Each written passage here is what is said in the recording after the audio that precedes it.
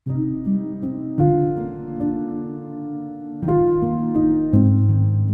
sa Dominika Kormanová a niekoľko rokov som viedla občianske združenie Amazonky. Cieľom nášho združenia je naozaj spájať ženy, ktoré si prešli alebo stále prechádzajú rakovinou prsníka.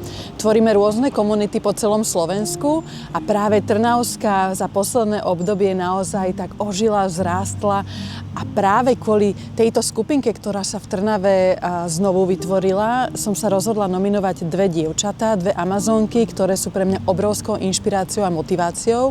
Je to Zuzka Dubovská a Ivka Školeková. Sú to dievčatá, ktoré si sami prešli onkologickým ochorením a dnes vytvárajú silnú komunitu žien v Trnave. Prichádzajú medzi túto skupinku aj ženy z iných miest. A naozaj táto skupina je silnou komunitou žien, ktoré sa vzájomne podporujú, lebo v období, keď si žena prechádza rakovinou prsníka, vás najlepšie vie podporiť naozaj len žena, ktorá si tým istým prešla.